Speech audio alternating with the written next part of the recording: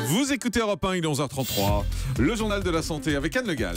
À la une de l'actualité, une équipe américaine a mis au point une substance efficace contre le sida pendant plusieurs mois sur des singes. L'effet de la grippe se ressent dans les services d'urgence. Et puis nous parlerons du Ara-Ashi-Bu, donc ce mode d'alimentation japonais qui permet de rester mince.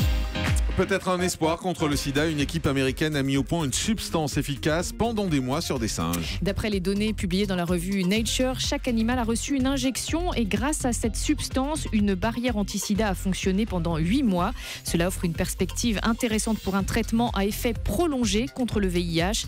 Mais les tests sont encore très préliminaires et il faudra encore des mois de recherche avant de faire des tests sur l'homme.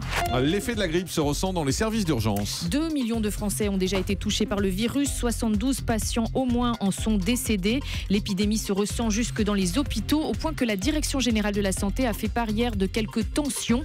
Aurélien Fleureau s'est rendu au centre hospitalier Jean Verdier de Bondy, en Seine-Saint-Denis. La salle d'attente n'est pas très grande, mais il y a foule en ce moment au service d'urgence. Les petits bobos habituels, mais surtout les grippés. Parmi eux, Eddy, les yeux rougis, un masque de protection sur la bouche. Son médecin ne travaille pas en ce moment, donc pas le choix. Il a dû venir ici et même revenir tellement l'attente était longue. J'avais des vertiges, je commençais à tousser et je commençais à avoir mal à la tête. Et je suis venu aux urgences et après j'étais obligé d'aller chercher mes enfants. Et je suis retourné aujourd'hui pour voir le médecin. Il y a des gens qui viennent derrière moi, me faire rentrer, moi j'attends toujours. Parce que là j'ai vraiment mal à la tête, là. J'attends quand même, je n'ai pas le choix. Ouais. Alors pourquoi cette année la grippe touche plus de monde ? Eh bien parce que les personnes fragiles n'y ont pas résisté aussi bien que d'habitude, explique Romain Dufaux, le chef du service d'urgence. Le gaz hilarant inquiète, il est en train de devenir la nouvelle drogue à la mode dans certaines soirées étudiantes. Ce nouveau phénomène est jugé préoccupant par les spécialistes des drogues car le protoxyde d'azote, donc non scientifique de ce gaz hilarant, est de plus en plus consommé dans les soirées étudiantes. Le phénomène explose en Grande-Bretagne, d'autant que ce gaz, nous explique Mélanie Gomez, eh bien on peut facilement l'acheter dans le commerce.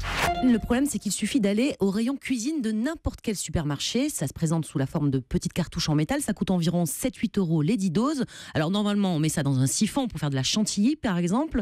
Mais là, au cours de fêtes étudiantes, les jeunes vident ces cartouches de leur gaz pour l'inhaler. Tout ça pour des défonces express. Écoutez, Thomas, 21 ans, qui l'utilise régulièrement en soirée. Là, on rigole avec les gens, enfin, n'importe quoi va faire rire. Ça dure 30 secondes à 1 minute, grand maximum, quoi. Après, ouais, je pense que quand même, ça doit avoir des séquelles. Enfin, c'est de la défonce pas chère. La consommation de ce gaz n'est pas sans risque. Certains spécialistes parlent de problèmes respiratoires. Mais pour l'addictologue Amine Benyamina, les conséquences de ce gaz, qui à la base est surtout utilisé en anesthésie, pourraient être beaucoup plus graves. Consommer des produits qui jusqu'à présent étaient des produits de réanimation, et plutôt même d'anesthésie, n'est pas anodin. Dans la mesure où on a un effet sur le cerveau, puisqu'il y a un sentiment d'ivresse, il peut y avoir de fait des effets neurologiques. On n'a pas de chiffres concernant la France, mais plusieurs décès ont d'ailleurs déjà été recensés en Grande-Bretagne. Une école dijonnaise bloquée à cause de la gale. C'est une information à lire ce matin dans le Bien Public. Hier matin, des parents d'élèves de l'école Buffon de Dijon ont bloqué l'établissement pour faire part de leur inquiétude après deux cas de contamination de gale en maternelle. Après le premier cas, la ville avait pris des mesures de décontamination, mais ça n'a pas empêché le deuxième cas. Rappelons que la gale est une maladie de la peau due à un parasite. Elle est bénigne, mais très contagieuse. Est-ce que vous connaissez le Ari-Ashi-Bu ? Non. C'est ce qui expliquerait, voilà, eh bien cette philosophie, c'est ce qui expliquerait que certaines personnes restent naturellement minces en mangeant de tout. C'est une méthode japonaise issue de la philosophie confucéenne. Elle consiste à s'arrêter de manger à 80% de satiété et elle se pratique essentiellement au Japon, notamment à Okinawa. Bon, ça, forcément, si vous mangez moins, vous maigrissez. Oui. Pour son grand nombre de centenaires en bonne santé, l'Ara-Ashi-Bu vous permet de ne pas étirer l'estomac et donc de garder de bonnes sensations de faim et de satiété. Alors vous allez me dire, mais comment on fait pour savoir qu'on est à 80% de satiété ? Eh bien, en général, le repère, c'est le temps. Il faudrait s'arrêter au plus tard 20 minutes après le début du repas.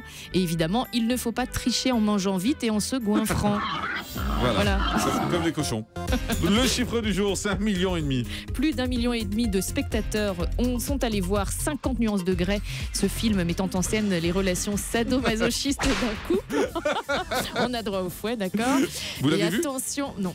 Et attention, chers auditeurs, il semblerait que le visionnage de ce film puisse conduire aux urgences. Une femme s'est présentée à l'hôpital de Fougères en Ille-et-Vilaine la semaine dernière avec une menotte coincée au poignet.